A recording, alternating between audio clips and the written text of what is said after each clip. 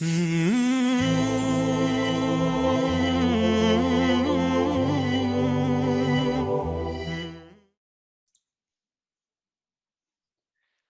wa salatu wa salam ala Rasulillah. Assalamu alaikum wa rahmatullahi wa barakatuh. Welcome to the first ever recording and the first ever episode. It's actually going to be episode 0, the pilot of the Islam Through the Ages podcast. I'm your host, Taqib Musa. It's a pleasure to be here to be doing this project. And I'm joined today by Abdullah Tareen. Assalamu alaikum, Abdullah. Ahlan alaikum assalam wa rahmatullahi wa barakatuh. Pleasure to be here. Abdullah's been involved in this project from its conception, in our kind of thinking and evaluation, and when we did brainstorming for a name.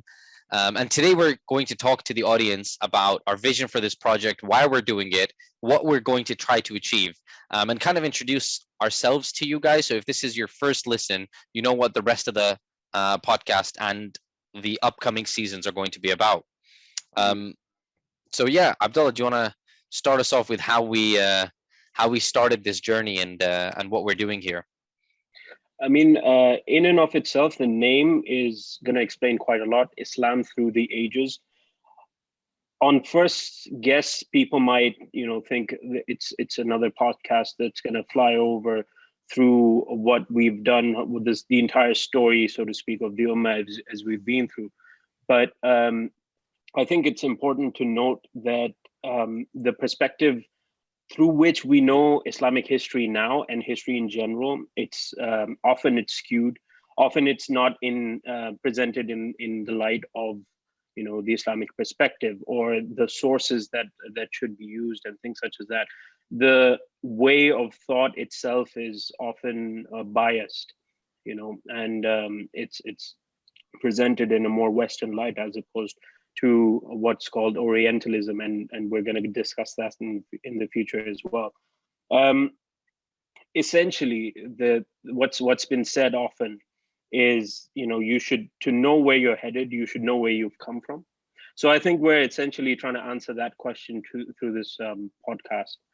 I mean, this involves both knowing in general, because speaking as a person who dabbles in history somewhat, sometimes you get a few videos here and there. Sometimes you have people who are interested in channels like Kings and Generals, and they're looking into the battles of old and things such as that. And sometimes you have people who go into it in academic detail.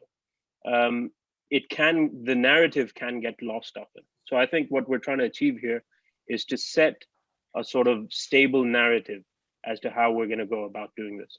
Yeah, and I think you really hit on why we started this. Is if you don't know your past, you can't know your future. And we live in an age where the Muslim past and the Muslim history has been a little bit lost, and everything we approach in a very skeptical way. We don't actually even follow the same paradigm or come from the same paradigm, and we're trying to bring that back and bring back a little bit of izzah and honor in Islam. And some of these effects are things that colonialism has had.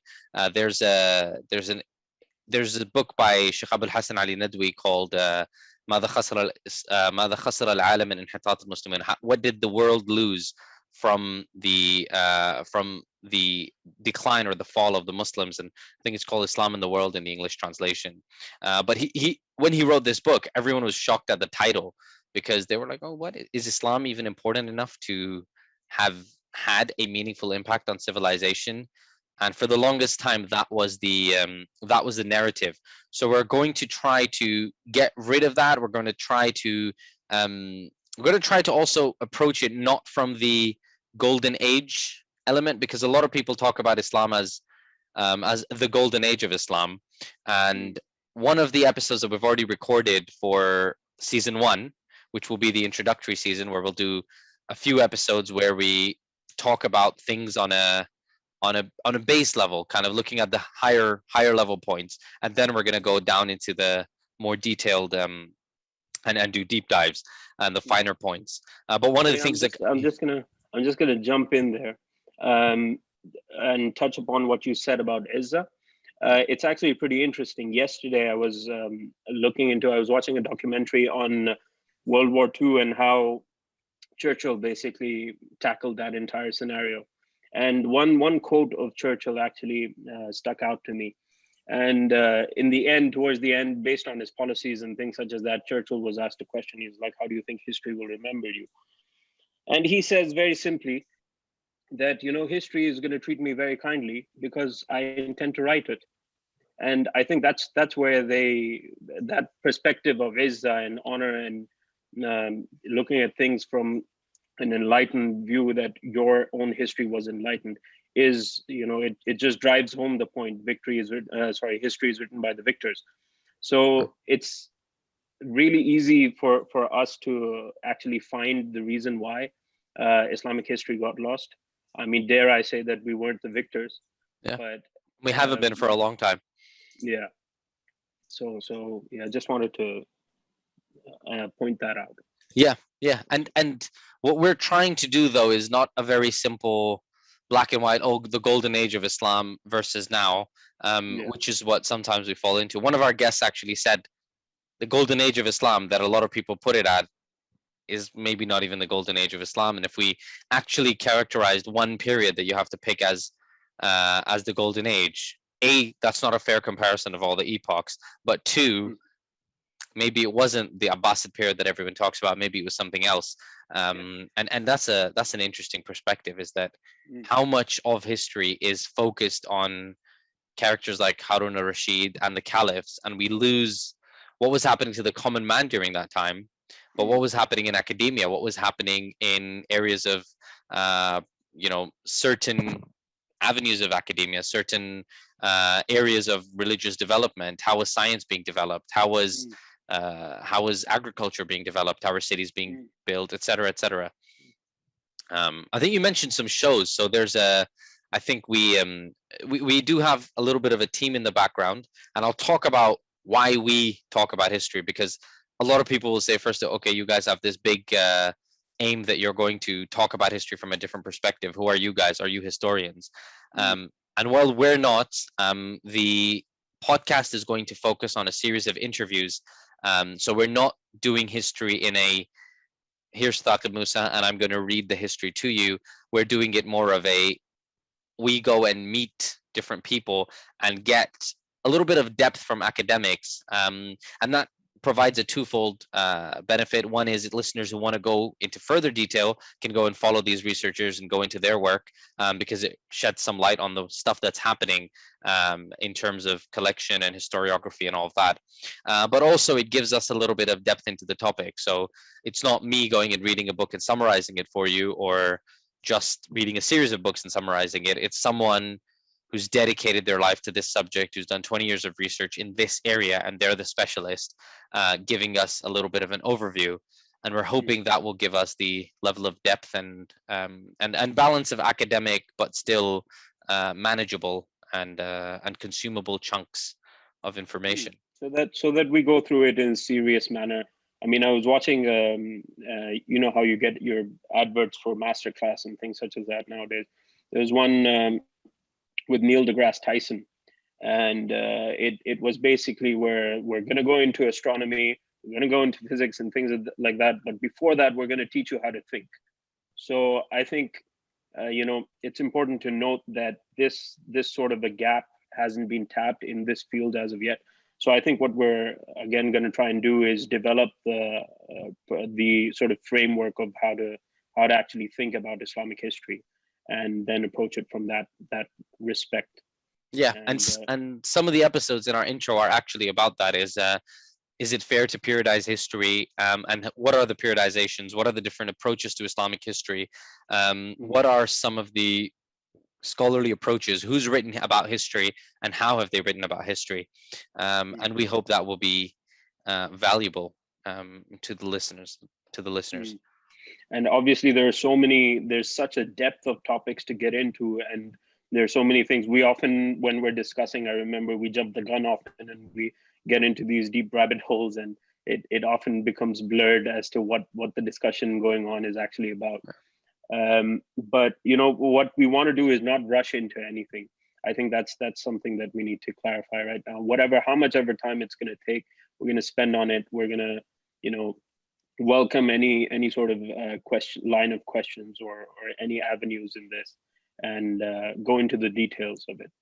Yeah. Even So controversial topics, not dwelling on just the positives or the, so to speak, victories or whatever.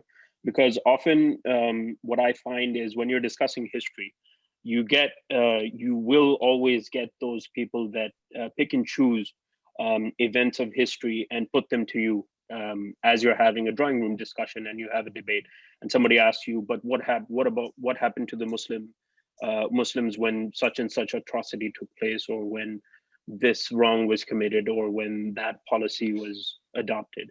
So I think that perspective, that own clarification of our own roots, is going to be a very interesting thing that we're going to be touching on yeah, in the series. and a lot of the times we use that again, that black and white approach of golden age and not golden ages. Oh yeah, Muslims were at the forefront of human rights, and then we weren't at our golden age, and that's why you know, Mm, you see some Muslim countries right now that don't have the best human rights records. That's the reason, mm, and it's a very binary approach. Whereas the reality is, and you know, we'll look into that in more detail. The mm, reality is, it was a lot more nuanced. How did it mm, happen?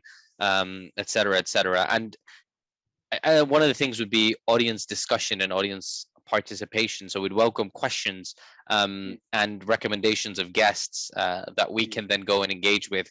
The main thing that we're trying to do here is we're trying to give this history from an Islamic perspective, mm, because what tends to happen, if you look at and if you start reading about Islamic history, especially in English or any other European language, is there's a lot more of non-Muslims questioning the authority of Muslims, and history is written in a very skeptical manner. that we Uh, can't trust these sources yeah, because we don't know how thing they are, yeah, and, reliable they and are. and it's just the whole approach is a very skeptical approach. Mm, The finality of the prophet, the place where we take the Quran, and even the mm, intentions of certain leaders.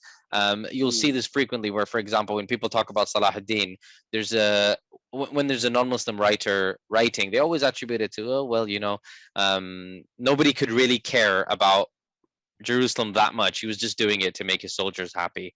And while that, you know, yeah, okay, same thing with Umar bin Khattab. I yeah, mean, recently I was going through a documentary and they said regarding the agreement that was struck with the patriarch of Jerusalem, that such and such a peace agreement took place where the safety of the people of Jerusalem was guaranteed, and prayer in their churches and synagogues was guaranteed, and things such as that. But then one phrase right at the end just dismissed the entire thing. The narrator said that this and this happened, but it was probably apocryphal.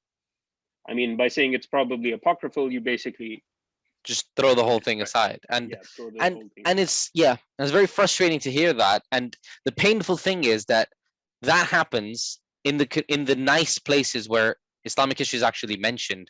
For Yeah. most people, especially people born and raised in the West, and I remember discussing this with a number of people, is that if you go into history, they'll have all of this mention of European kings and the Tudors and this and that and all these different families, and then the Ottoman Empire is mentioned at the start of like World War I as, oh yeah, and they joined the Mm, Axis side and they were the sick old man of Europe, and mm, that's it. mm. And you've reduced 500 years of history to one snapshot, which is the Ottoman Empire, sick man of Europe. All that. Yeah. Yeah, moving on. Yeah. Doesn't mention any of the other aspects, any of their motivation, how they were established, Mm, and even the shift within the Muslim world that came when, you know, power shifted from Baghdad to, well, power shifted lots of places, but it went from Baghdad to Cairo, and then there's a little bit of a shift from Cairo to Istanbul, and at the same time you have the rise of the Mughal Empire and things like that. So mm, mm. all these nuances are just I mean, I ignored. get They're what just you're like, saying because having being educated in that sort of environment, because we studied the British system, and it's actually surprising how much focus we put on the Tudors themselves and the change of thought, the establishment of the Church of England. Can you imagine the establishment of the Church of England because Henry VIII wanted to divorce and remarry? yeah, I mean, we know all of those details, but we don't know the paradigm shifts of thought that happened in the Islamic rule, whether it be in the Abbasids or whether it be in the Mughal court, for example, the establishment of Din Ilahi by Akbar, and then the undoing of that by Aurangzeb and Yeah. things such as And that. So and a parallel universe that's like completely unknown. and none of that is mentioned. And in fact, this is where, I mean, India is an interesting example. So are examples like in the far west, we have the examples of Morocco, the examples if you go further south of Mali, Mauritania, etc., and so Mm, many others of places that we've just ignored. You know, we look at Islamic history as sometimes as the history of basically the Western Arabian Peninsula, mm, and that's mm. it. When actually there's so many regions, there's so much going on. Yeah. For such a long time, India was at the forefront of preserving hadith Mm, for a good period of time, especially in, we could call it pre-modern history. So mm, it's very interesting, and we want to put that in as a narrative, not as a stream of facts that we bombard you with, mm, but trying to get into that depth and make it manageable to you and mm. give you, the listener, That a little bit of chronologically this was yeah, happening in this part of the world, whereas this was happening in that part of the world. So I think so that we can, link the sort of burned off bridges that were, so to speak, yeah, and gain a wholesome perspective. yeah, and that's our aim, and it's our aim to approach history and give it a little bit of detail, like that. Now, next kind of thing that I wanted to do, it's a little bit of talking into our personal interest in history, how we came into it. Maybe give some, maybe give. I mean, you mentioned the Kings and Generals channel, but you know, we're doing this because we like history, right? We're doing this because we like history. And it's not just you and me. The rest of the team are all fundamentally interested in history. Um, and we have a belief that Islamic history is unique, that it's categorically different, that we have a unique history because it's idea focused. There are not a lot of ideologies that have survived this long. Just to kind of kick off our listeners, are there any favorite history avenues that you like to explore? I think my interest in history began in general just by asking questions as a child. Actually sat down with my grandfather and traced our family history and why we're Pathans, why we're Pashtuns, for example. And that was the catalyst where he just kept going on and on that this was your grandfather, this was your great grandfather, and that was his father, and that was his. So that began where I ended up, long story short, I ended up finding out we're from an area called Pishin, which is in the middle of Afghanistan and Pakistan. It's shared. So that happened. And then I stumbled across a few biographies of um, the Prophet ﷺ to begin with and the Sahaba. And what caught me specifically was the psychological aspect of human beings and how it's basically the same psychology, it's the same formation of societies, it's the same interaction. So the natural conclusion I personally had was that, look, if these people have been living like, if people, humans have been living like this since forever, and reactions and counteractions are always the same, then somewhere we're missing out, because if we don't read into it, we won't be able to predict what's going to happen with us. So literally what we said in the beginning of the podcast is that to know where we're headed in the future and what kind of an action we're supposed to have, we should know what's already happened in the past. For example, it's something as simple as the name calling that Abu Jahl and party and the mockery they used to do of the Muslims. Right now, the most basic form in which people will ridicule you is name calling and mockery. Yeah. So very simply, you can find out what the reaction to that was, and then you can go as big as military and expansionist type strategies. That's a separate argument entirely. I mean, that's the personal interest, because it's like a strategy and puzzles. That's the sort of um, it's a matter of interest for me, because in military that's the go-to thing. It's all strategy. So in the Battle of Khandaq, for example, the Prophet ﷺ was asked by a Sahaba, can I use such and such a strategy that I have in mind to see and have a sort of psychological advantage over the non-Muslims? And Rasulullah ﷺ said, al-harbu khida, which is actually the first, or in the first few pages of The Art of War by Sun Tzu, the Chinese general. He says that war is deception. And it's actually very interesting when you start to relate all of this and draw lessons so that you can have an action plan yourself. So that's my Yeah, personal interest in it. yeah. I think personal family history, and I I guess it's not the most diverse sample, but it so happens that we both have the same kind of history from Pakistani Indian background. So for me, the first kind of lessons in history were often about partition because my Yeah. grandparents fled across the border from India to Pakistan, and it always struck me as this awesome story that it was shocking, it was horrifying, and when we tend to look at history, we tend to look at it, oh, this empire replaced this empire. Oh, this empire replaced this empire. Oh, the British left and India and Pakistan decided to become two individual countries. What happened on the ground? Mm, Some reports say 1 million people died, hundreds mm, of thousands of people, millions of people, kind of emigrated, but hundreds of thousands of people became homeless, um, mm, and were completely left destitute. Uh, what is the human cost of history? What is happening on a ground level? We were talking again with one of the other people on the show about this. Sorry, on this podcast about this on the Imam series. So mm, we see a lot of we see a lot of modern historical culture being done in the form of video because that's what people consume nowadays. yeah. So you've got the Ertugrul series that everybody talks about, and again, it's the establishment of an empire. But what you see there is, for those people, the human cost, and you have a lot of people that they leave on the wayside. Yeah. In season one, they're actually talking about the Emir of Aleppo, who was the grandson of Salahuddin. Salahuddin Layubi, Mm, and he's almost like, they show him as a little bit incompetent and doesn't know what he's doing. We shouldn't do too yeah. many spoilers because someone might go and watch it. But if you haven't watched season one yet and you're interested in history, you're probably never going to watch it. They just mention him as a side story, and Yeah. people like Shahabuddin Tughrul, who is actually a big name in and of himself, but they just leave him and move on. But even Mm, those side histories are very interesting, and there's a whole story carrying on there.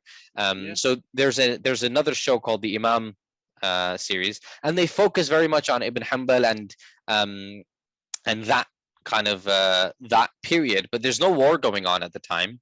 It Mm, is relatively stable Abbasid period. There's civil wars and internal strife, and the empire is changing fundamentally.